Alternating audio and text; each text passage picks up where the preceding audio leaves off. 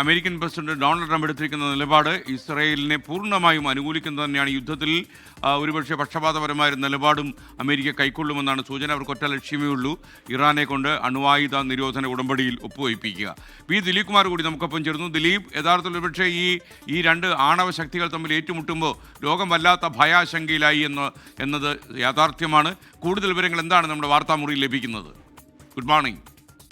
SKN ഒരു മാധ്യമ സ്ഥാപനത്തിൽ അതിൻ്റെ അവതാരക, ടെലിവിഷൻ അവതാരക ഇതുമായി ബന്ധപ്പെട്ട ചർച്ചകൾ, വിശകലനങ്ങളൊക്കെ നടത്തിക്കൊണ്ടിരിക്കുന്നു. ഇസ്രായേലിനെതിരായ വിമർശനം ഉന്നയിച്ചുകൊണ്ടിരിക്കുമ്പോഴാണ് പൊടുന്നനെ ഇറാൻ ടെലിവിഷൻ്റെ ആസ്ഥാനത്തേക്ക് മിസൈലുകൾ പതിച്ചത്. അതിനു മുമ്പ് തന്നെ ഇസ്രായേൽ പ്രതിരോധ മന്ത്രി വെല്ലുവിളിച്ചിരുന്നു, അല്പസമയത്തിനകം ഇറാന്റെ പ്രതിരോധത്തിൻ്റെയും പ്രകോപനത്തിൻ്റെയും പ്രചാരണത്തിൻ്റെയും കേന്ദ്രം നിശബ്ദമാക്കാൻ പോവുകയാണ് എന്ന് ഇസ്രായേൽ പ്രതിരോധ മന്ത്രിയുടെ ഭാഗത്തു നിന്ന് വെല്ലുവിളി ഉണ്ടായി. മിനിറ്റുകൾക്കകമാണ് ഈ ഇറാൻ ടെലിവിഷൻ ആസ്ഥാനത്ത് മിസൈലുകൾ പതിച്ചത്. സഹർ ഇമാമി എന്ന വാർത്താവതാരക അല്പസമയം പരിഭ്രാന്തരായി അവിടെ നിന്ന് ഓടുന്നതും, സ്റ്റുഡിയോയിൽ നിന്നിറങ്ങി ഓടുന്നതും, ആ സ്റ്റുഡിയോയിലേക്ക് കെട്ടിടത്തിൻ്റെ ചീളുകളൊക്കെ വന്ന് പതിക്കുന്നതുമൊക്കെ ദൃശ്യങ്ങളിൽ കാണാമായിരുന്നു. പക്ഷേ മിനിറ്റുകൾക്കകം തന്നെ മറ്റൊരു സ്ഥലത്ത് നിന്ന് സഹർ ഇമാമി വീണ്ടും സംപ്രേഷണത്തിൽ പങ്കാളിയാവുകയും ഇറാൻ ടെലിവിഷൻ്റെ വീണ്ടും പുനഃസംപ്രേഷണം ആരംഭിക്കുകയും ചെയ്തിരുന്നു. ഏതായാലും SKN ഏറ്റവും പുതുതായുള്ള ഒരു വിവരം, ഇസ്രായേൽ പ്രധാനമന്ത്രി ബെഞ്ചമിൻ നെതന്യാഹു അദ്ദേഹം ഇറാനിലെ ജനങ്ങളോട് ഒരു ആഹ്വാനം നടത്തിയിരിക്കുകയാണ്. ഞങ്ങൾ നിങ്ങൾക്കെതിരല്ല, നിങ്ങൾ ഞങ്ങളുടെ ശത്രുവുമല്ല, അത് അവിടുത്തെ ചില ദുഷ്ടശക്തികൾക്കെതിരായുള്ള പോരാട്ടമാണ്. ആ പോരാട്ടത്തിൽ ഞങ്ങളോടൊപ്പം നിൽക്കുക എന്ന നിലയിൽ അവിടെ ഒരു ഭരണമാറ്റത്തിന് ഇറാനിലെ ജനങ്ങളെ പ്രേരിപ്പിക്കും വിധമുള്ള ചില പ്രസ്താവനകളാണ് ഇറാൻ ഇൻ്റർനാഷണൽ എന്ന ലണ്ടൻ ആസ്ഥാനമായുള്ള ചാനലിനോട് ബെഞ്ചമിൻ നെതന്യാഹു അവർക്ക് നൽകിയ അഭിമുഖത്തിൽ പറഞ്ഞിട്ടുള്ളത്.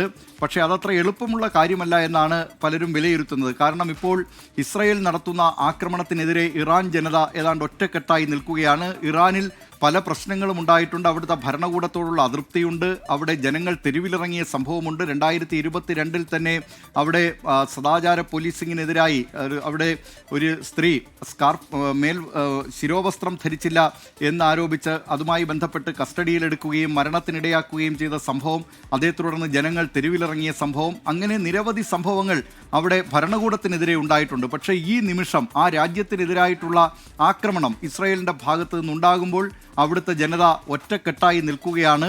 അതുകൊണ്ട് തന്നെ നെതന്യാഹു ഇപ്പോൾ ആഗ്രഹിക്കുന്നത് പോലെ അവിടുത്തെ ജനങ്ങളെ ഇളക്കി വിടുക എന്നത് അത്ര എളുപ്പമുള്ള കാര്യമല്ല എന്നാണ് പലരും വിലയിരുത്തുന്നത്. ഇറാനുമായി ബന്ധപ്പെട്ട കാര്യങ്ങൾ നിരീക്ഷിക്കുന്ന പല വിദേശ വിദഗ്ധരും ആ നിലയിലുള്ള നിരീക്ഷണങ്ങളാണ് നടത്തുന്നത്. ഇറാനിൽ നിന്ന് തന്നെ ലോകത്തിൻ്റെ പല ഭാഗങ്ങളിൽ കുടിയേറിയിട്ടുള്ളവർ ഇറാൻ ഭരണകൂടത്തിനെതിരെ പ്രചാരണം നടത്തുന്ന അവിടെയുള്ള ഇറാനിൽ നിന്ന് തന്നെയുള്ള ചില ലോകപ്രശസ്തരായവർ അവരൊക്കെ പക്ഷേ ഇപ്പോൾ ഈ സമയത്ത് നെതന്യാഹു ഭരണകൂടത്തിനെതിരായ നിലപാട് സ്വീകരിക്കുകയും ഇറാൻ സ്വീകരിക്കുന്ന നിലപാടിനൊപ്പം നിൽക്കുകയും ചെയ്യുകയാണ്. മാത്രമല്ല, ഇറാനിൽ ഇപ്പോൾ ഏതെങ്കിലും തരത്തിൽ ഭരണവിരുദ്ധ വികാരത്തിനോ അല്ലെങ്കിൽ അത്തരത്തിലുള്ള പ്രക്ഷോഭത്തിനോ ആരെങ്കിലും മുതിരുമെന്നും കരുതേണ്ട. കാരണം അത് ഇസ്രായേലിൻ്റെ ചാരന്മാരാണ് എന്ന് ചൂണ്ടിക്കാട്ടി ഇറാൻ ഭരണകൂടത്തിന് അവരെ പെട്ടെന്ന് തന്നെ വധിക്കുന്നതിനും അവരെ നിയന്ത്രിക്കുന്നതിനുമൊക്കെ കഴിഞ്ഞേക്കും. അതുകൊണ്ട് ഇറാനെ സംബന്ധിച്ച്, ഇറാൻ ജനതയെ സംബന്ധിച്ച് ഇപ്പോൾ വല്ലാത്ത ഒരു ആശങ്കയിലാണ്. പക്ഷേ അവർ ഈ സമയം ഇസ്രായേലിനെതിരായ ചെറുത്തുനിൽപ്പിൻ്റെ പാതയിലുമാണ്. SKN. Okay, thank you. Dileep കുമാറാണ് വാർത്താമുറിയിൽ നിന്നും നമുക്കൊപ്പം ചേർന്നത്.